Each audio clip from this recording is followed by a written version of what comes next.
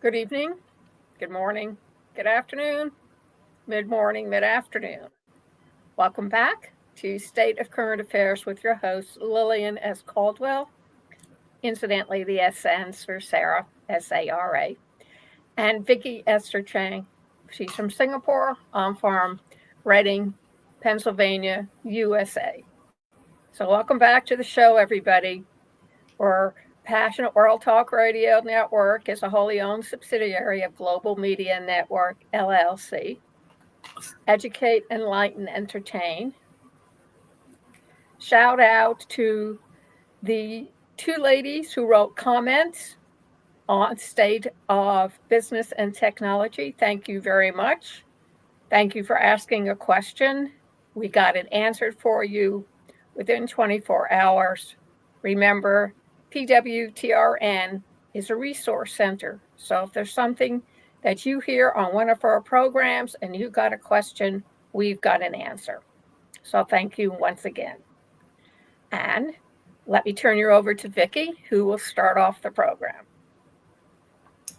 Um, thank you with a heart of gratitude to God, to Lillian, to the universe, to the listeners who are tuning in, and to the audience who are watching now, tomorrow, and forever. And such privilege to be able to have our voices heard. Think about 20 years ago, even like 10 years ago, where we do not have access to technology like this. Think about the world when the media was really just controlled as one of the fourth arm of the government,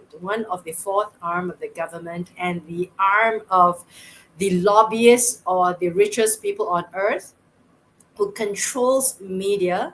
And but now with democratization of technology, thank God and thank the technology, we have a voice, and we found a voice for the main street. And the state of current affairs is from the main street for the main street, and we try to present um, whatever we can in 20-25 minutes, as much as we can every Monday, Tuesday, and Wednesday now, through our podcast shows, State of Current Affairs. And we've got a new show coming up, State of Business and Tech.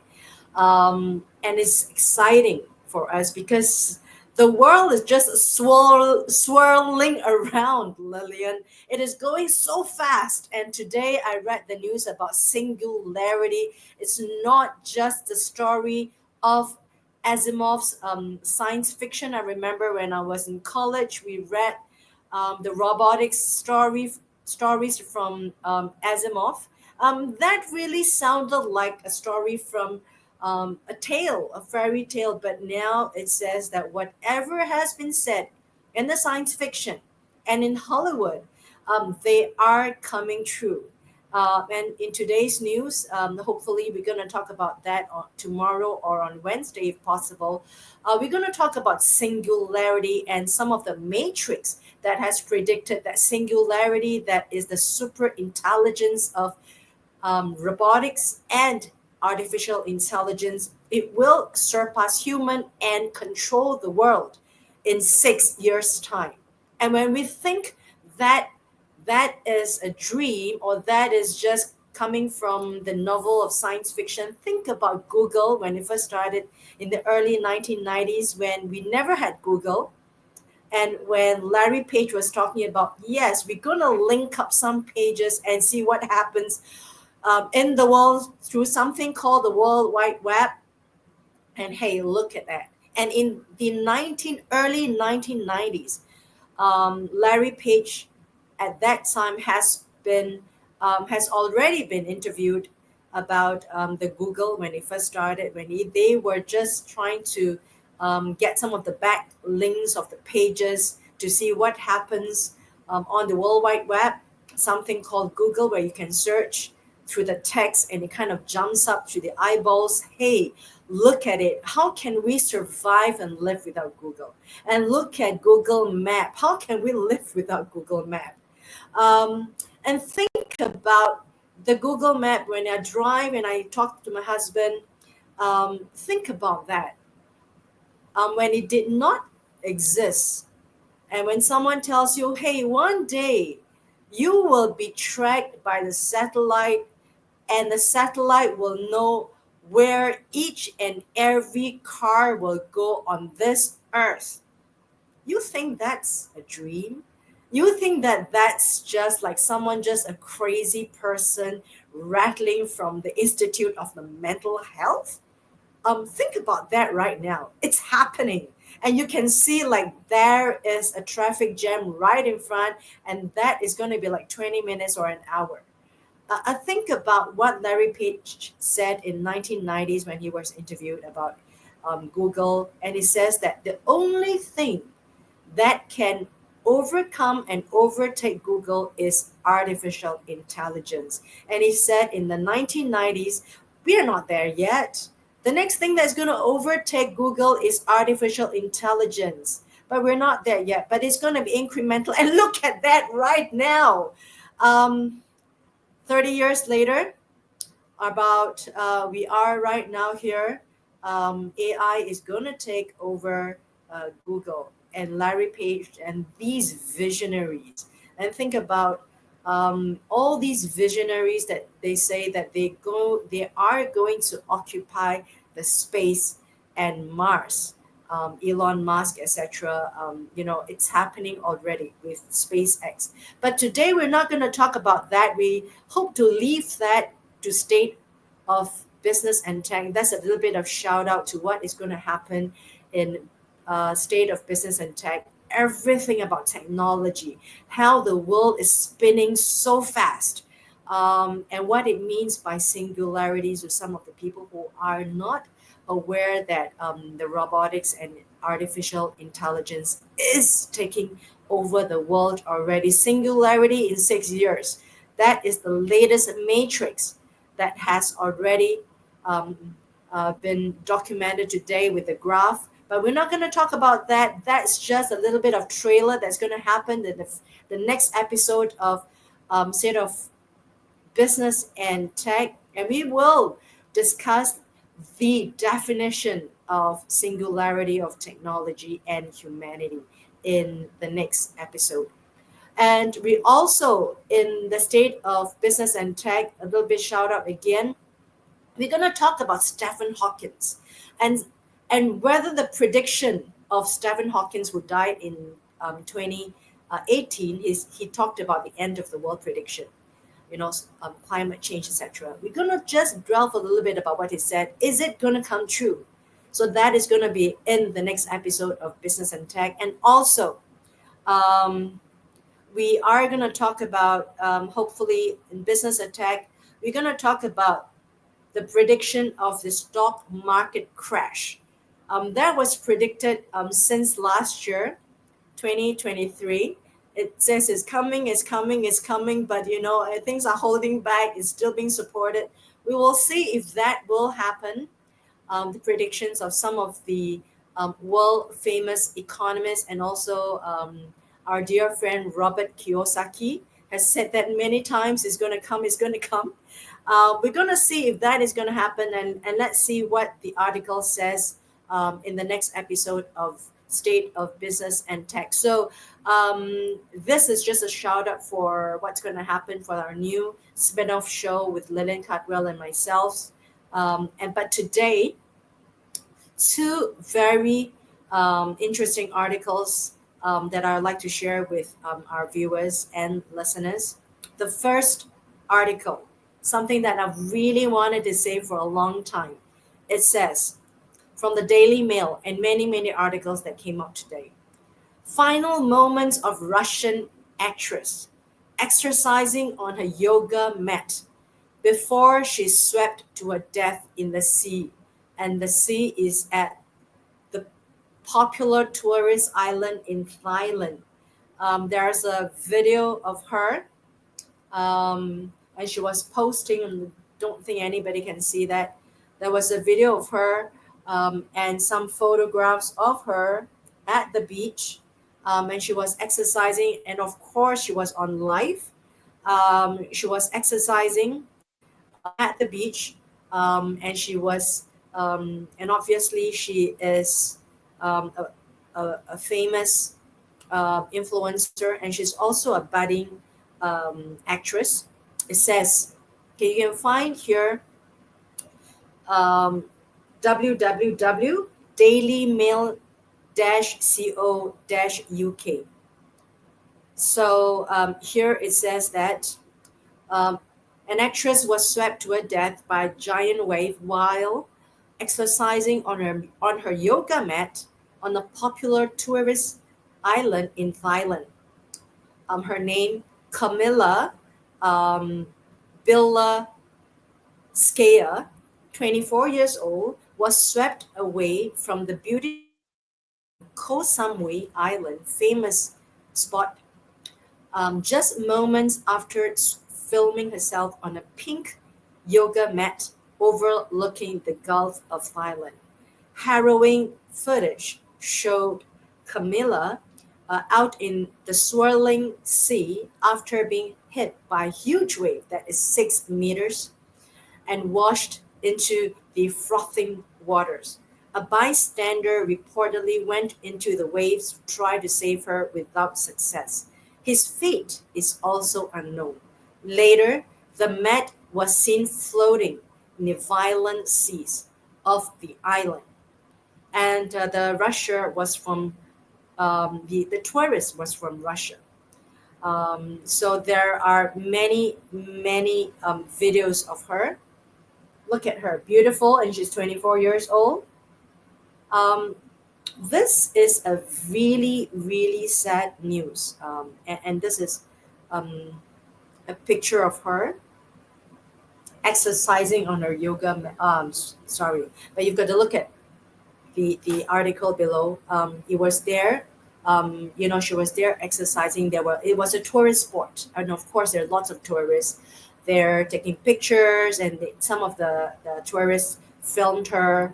It happened to film her, happened to take pictures. She was there filming herself exercising on a yoga mat just at the edge of a very low cliff, and the wave came, and the wave was 6 meters, and she was swept out into the ocean. And there was a video in this article that showed that she was swept out into the ocean, and her hands were wailing, and then there she goes, and then she disappeared from the surface of the earth. And I'd like to bring that up because again and again and again, every other day we see Instagrammers, we see influencers, we see tourists going to really dangerous places, taking selfies and then walking backwards to take the best selfie and then dropping down into whatever dangerous, hazardous, perilous spots.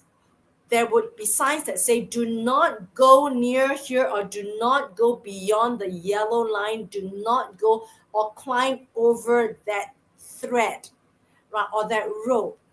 And I'm just going to say that this article hit me because there are people who live their lives carelessly, and I get angry at that. Not only I feel sad, but I really get angry. She's beautiful. She's 24, but I don't care if you're 24 or you're 42 or you're 64, you're 74. A life is a life.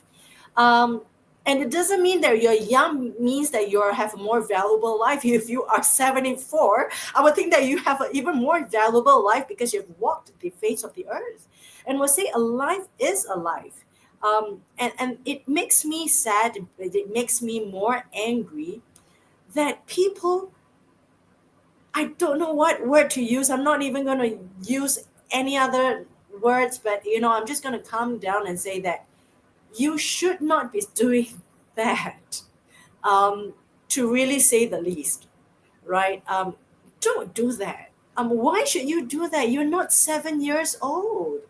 And people are struggling for their last breath, for another breath with their oxygen mask in the hospital. What are you doing to your lives? What justification do you have to say that your life is worth that or doesn't worth a life when people are just trying to save their lives in the hospital?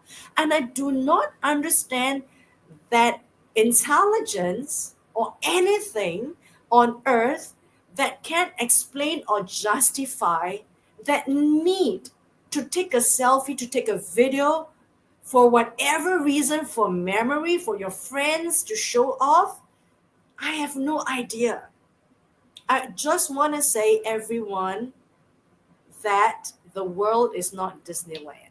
Like if you go to the waterfall, the nature, it's not going to tell you that it's controlled by someone to say that, hey, there is no controlled environment when you go to the waterfall. If you step out there, you may die. And you go to the waterfall, you slip and you fall, no one can save you. Because that's not Disneyland.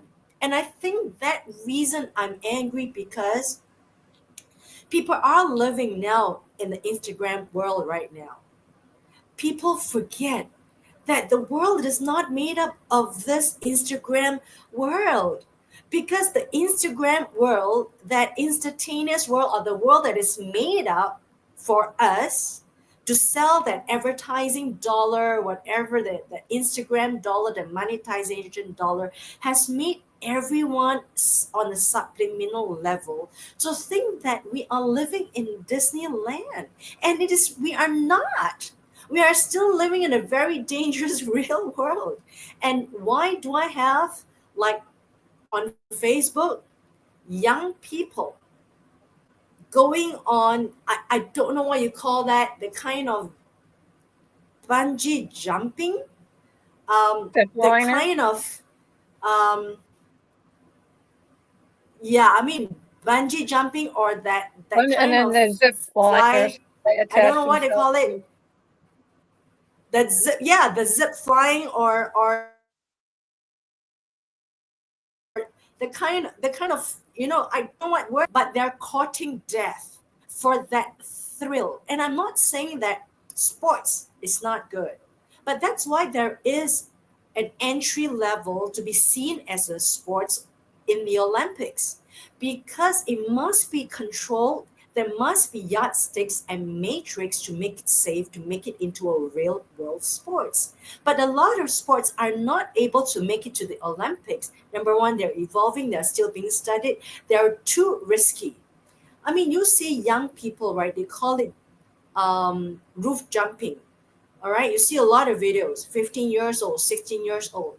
Now they die, and how many people they make it to the Instagram page because they still come alive because they're jumping across roofs? And what about mommy and daddies not being able to stop them because they're 15, 16, 17, 18, 20, 21? Some of them are 30 years old, and they're jumping off roofs, and they're like going down, and they're running across that um, train that is coming just to have that thrill. And I'm not saying sports are bad. I mean, we are pushing the boundaries since Chariots of Fire, right? The 4 minute mile, the 4 minute mile. I should say that the 4 minute mile record, right? That has proven that human can run a mile under 4 minutes. However, I would say that without the confinement of a controlled environment, young people are needlessly courting death, and that is not responsible to their families. I think many daddies, mummies came and say, "Oh yeah, he died of while he loved. He died while doing what he loved." I mean, that's a politically correct statement. And how many times would you go back home to see the broken-hearted people? That is needless. And I would say that young people like that, every other day we hear news. Skydivers, whatever you call it. Right now they call it the bad the Batman divers without anything. They just dive down the mountains, and I'm just thinking, when the wind suddenly changes, look at what happening in the planes right now. The planes just drop because there was a sudden turbulence, and people just die in the planes because there is a sudden drop in velocity or the direction of the wind due to whatever extreme temperatures or climate change, or there's a sudden hollow or vacuum in that pocket of the air. Many people died unreported. But if you look at Google, if you look at death from dangerous sports, many people died. And there are, of course, sports. You call people who actually climb up the mountains without safety belts. I mean, they call it the there are so many different kind of sports out there, but I'm just thinking that if you want to risk your life, do something good first, right? That's all I'm saying. If I want to do something like that, make sure you have paid your due to humanity first, because there are people struggling so hard to pay their dues to live, and there are people struggling so hard just to have their final breath because they don't want to be taken away, young or old. So that not only young people like that not only tears my heart, it makes me angry, it makes me sad. It's a kind of folly. Um, I think people understand from the Shakespearean language, that depth of folly. Um, that's the only way I can say, for people who want to do that because they're not 7 years old. And if your mom and dad tells you, oh, look at the left, look at the right and left again when you cross the road, that's true. And what about taking a selfie, right? Look at the left, look at the right, and look at if there are any signs that says do not cross that line. Um, so I rest my case, Lillian. It just hits my heart and hits my soul that another of this needless folly act that goes against the grain of humanity. When people are struggling for their lives, look out in the war. If you want to risk your life, go to the war. If you want, do something good with that. Um, Fight for the humanity. If you want to risk your life, that is something worthwhile. That is something I would say you are a martyr. Oh, a life well risked. So anything that's secondary, I'm sorry to say that you're not doing a service to humanity. You're not doing a service to society, and definitely not doing a service to young people who are looking at the Instagram and trying to emulate you silently. So that's my first article. Look at that. Um, Really needless folly. That's the only thing I can say. Another very, very important news that comes out. I don't call it a news because I follow this person called Ray Dalio. Now, Ray Dalio has moved to Singapore, has moved his home office to Singapore, one of the richest men on the surface of the earth. He was the founder and CEO of Beachwater for a long time, investing billions and billions of funds. He talks about the he has Instagram page that I do follow. He keeps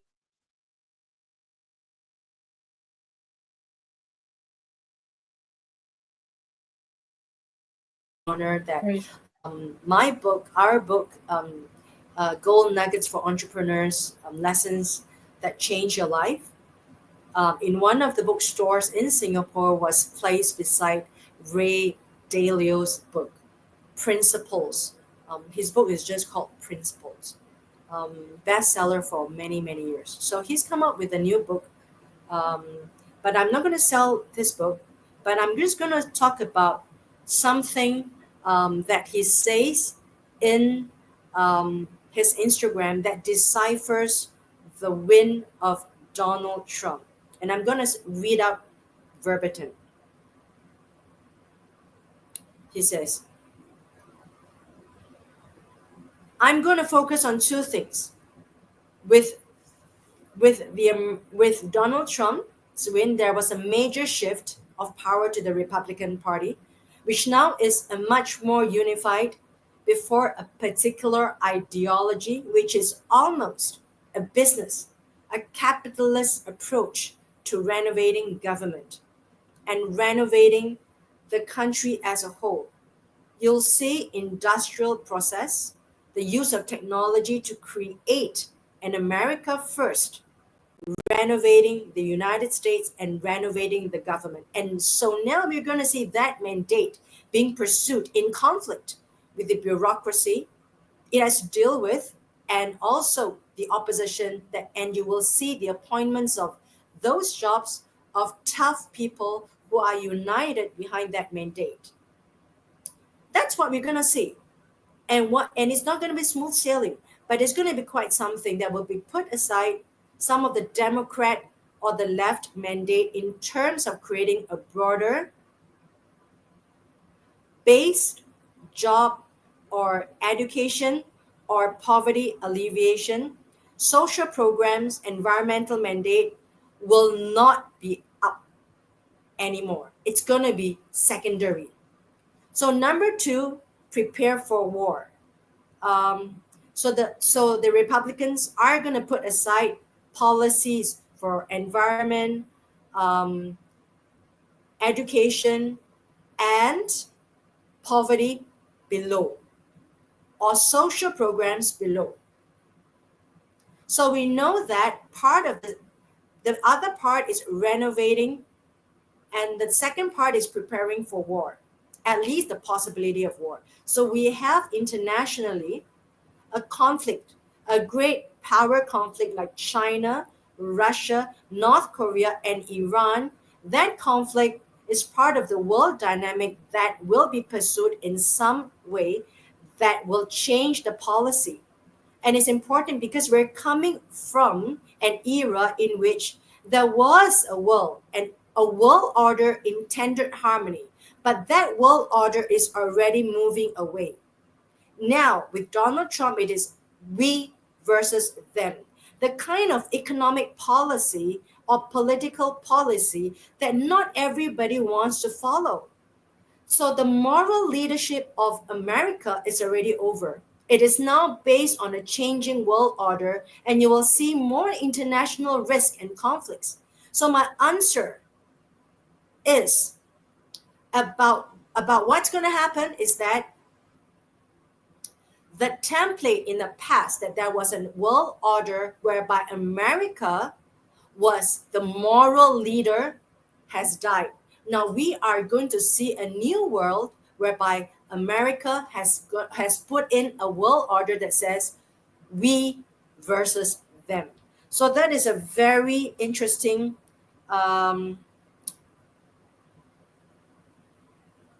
there is a very interesting video from Ray Dalio, and I hope that I will continue what he says on his Instagram page about the New World Order, that with the institution of Donald Trump internally in America, he says that policies like poverty, education, social programs, and environmental programs will now become secondary.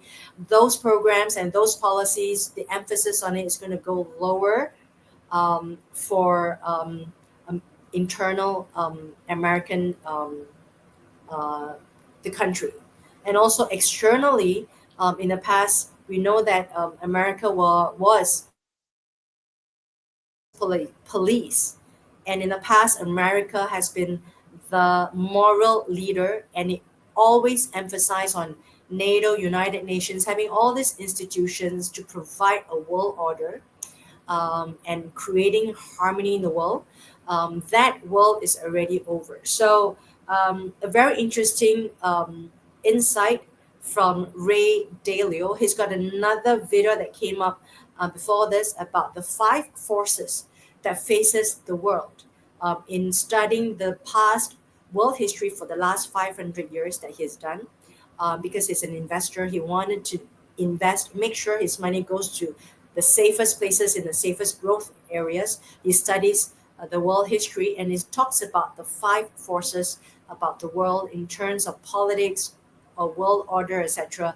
That can be found in his book, but hopefully I can share that in our podcast episodes about what he talks, what he says about world order and the five forces that affects world trend in the world. So Lillian, two interesting um, current affairs for you.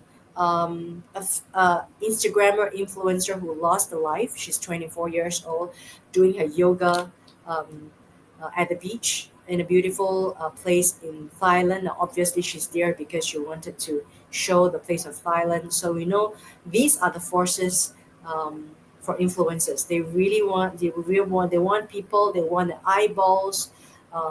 But that's sad, and also something from Ray Dalio, one of the richest uh, men on earth, the CEO and the founder of Bridgewater. So, um, Ladian, 30 minutes, over to you. Thank you. I think that there are several reasons why people are daring the elements from nature. We've had several incidents in the national parks, especially in Yellowstone, where tourists have been warned not to go up close to the wildlife, especially the bison, which outweigh them by thousands of pounds. And yet it doesn't seem to sink in. They take the And every photos. day you hear about people being gored or thrown up into the air or trampled because they think it's not going to happen to them. And instead of just being the arrogant American now as arrogant people. And you mostly hear about this from people who are from the Western nations. And I include Russia in that because they do have a wealthy section, despite the fact that they're supposed to be a communal country where everybody shares the wealth. We won't go into that. But the thing is that I feel that a lot of these kids between the ages of 15 and 40, whatever, is that life has gotten very tame for them. And they've done everything risky when they Yes, were kids because they had the opportunities and the money to do it. And they exactly. don't really know what to do with themselves Their lives. or with their lives. And at 20 years old, your life is already over because they've already done it. I mean, I can look at my grandson, and he has advantages and opportunities that I don't have. And his life compared to mine is quite nice compared to mine.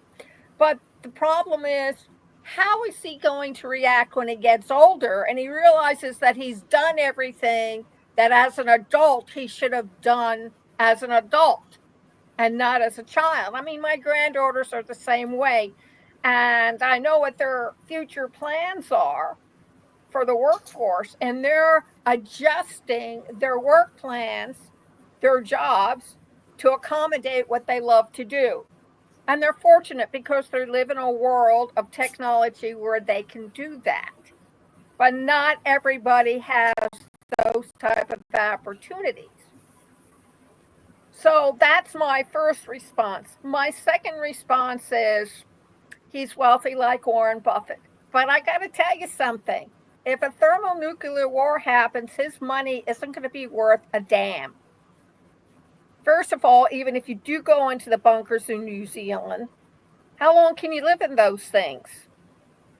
Because if Russia nukes us, the winds usually blow in their direction, whether it's from Alaska or Hawaii.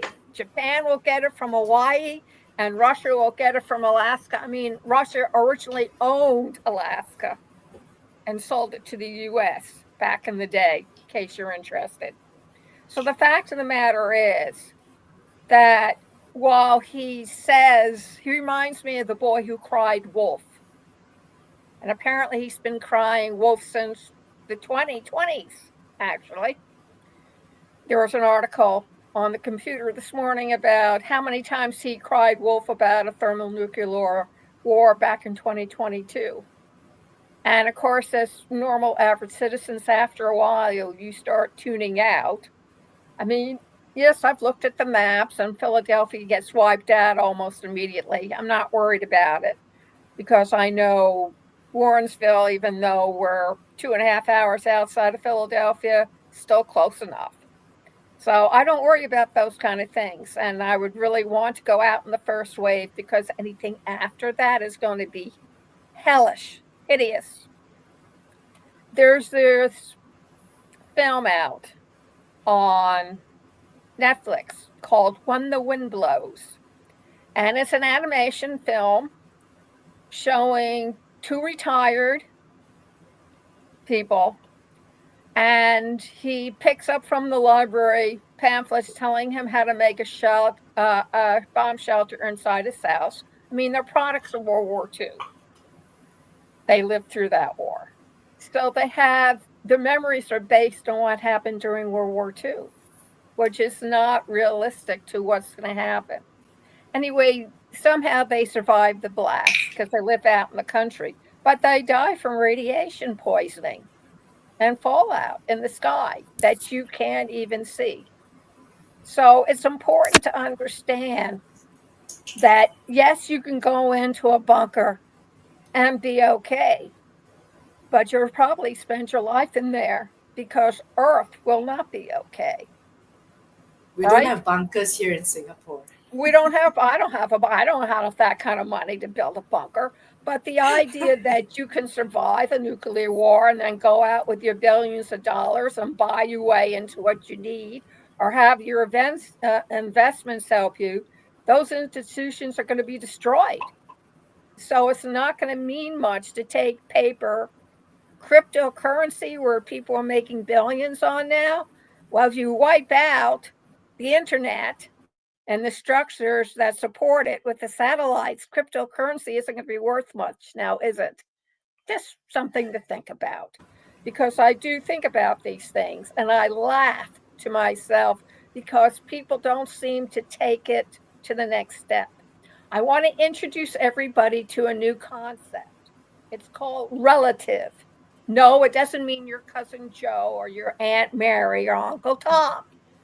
What it does mean is that everything on this planet, whatever you do, is relative, ties in to whatever actions you want to keep taking.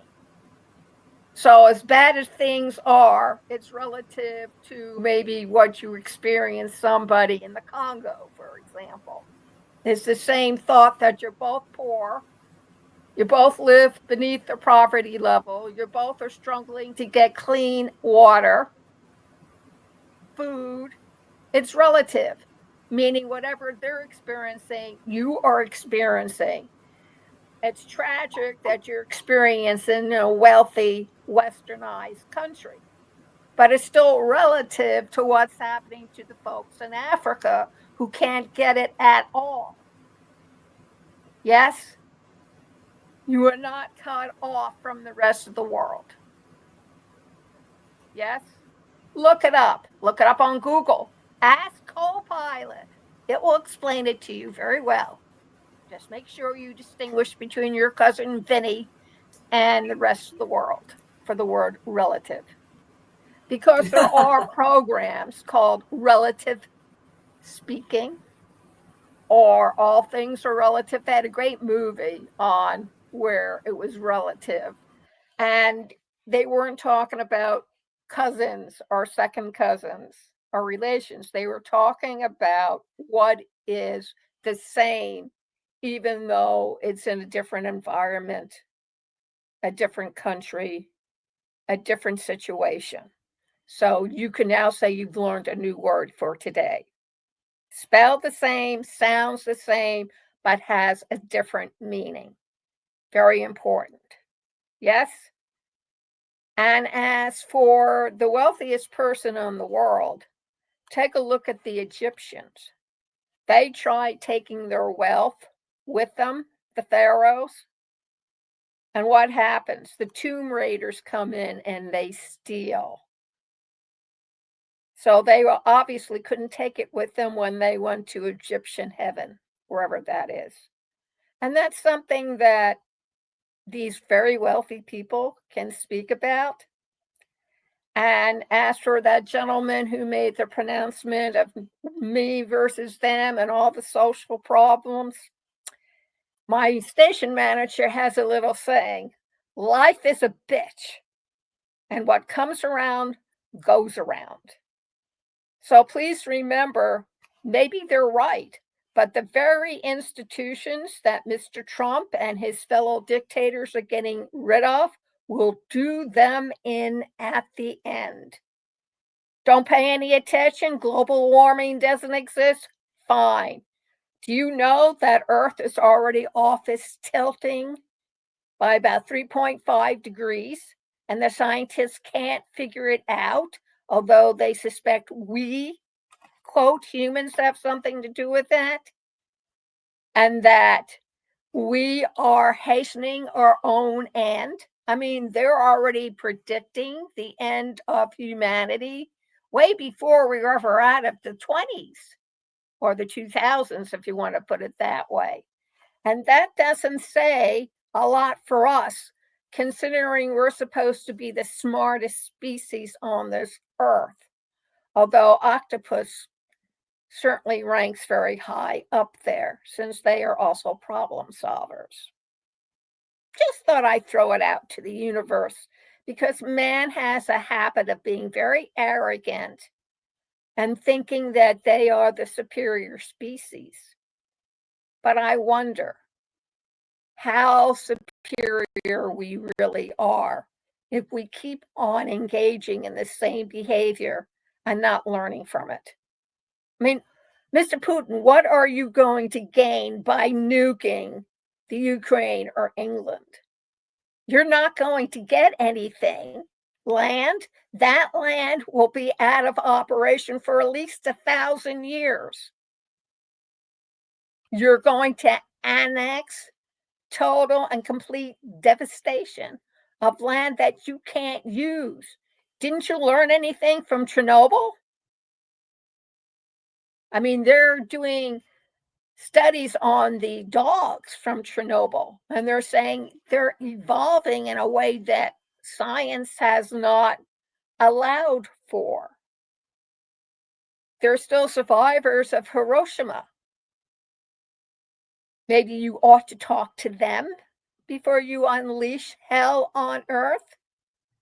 Now, if you're talking about pride and arrogance, that doesn't surprise me. Go study the great apes. Yes, well, I'm not going to go into that discussion either. Those are my viewpoints and my comments. If you disagree with me, text me 484-364-1032 or email us at pwrnetworkllc@gmail.com and say, Lillian, Viki, I want to come on your program and tell you what I think. Don't be afraid. The only thing you have to fear is fear itself. And I am not going to be intimidated by fear. If you live in a large metropolitan city, you've got enough fears going on, except maybe Singapore. So think about that. And we're going to wind it up. So I want to thank everybody for joining us this evening, to listen to State of Current Affairs. Tomorrow is another day, another podcast, same time, same place, same aliveness. So think about that. And instead of dwelling on thermonuclear war, dwell on what artificial intelligence can do for you today. Just go over to aiwithlillian.com and see what Ruby AI can do for you. It is one of our sponsors. Also, if you want to get your memoirs out before, 2025 is right around the corner, you want to contact us so that we can help you get your memoirs out and tell the world what it so desperately needs to hear. And just for your information, I caught an editorial cartoon on Facebook earlier today, and I posted it because I thought it was very relative to what's going on these days. And it has an outline of a mosque, and underneath it says approximately that an undocumented brown-skinned immigrant came to the world and spread a message of peace and love. And it was, of course, written tongue-in-cheek because everybody knows who that immigrant, brown-skinned, undocumented person who came in to Bethlehem had the nerve to do. Just something for you to think about. Thank you very much. You want to see this all over again, but hate going over to YouTube? Well, just go over to passionworldtalkradio.com, scroll down to the bottom of the page, find State of Current Affairs, click on that, take you to a Google page, a web page, Google link, click on that, and it'll take you into the belly of the beast where you can see all the state of current affairs until your stomach is so full you don't need any more nutrients until tomorrow, for example. So thank you all very much for listening and have a great day, or enjoy Tuesday for those who are on the Singapore time zone. Have a great one.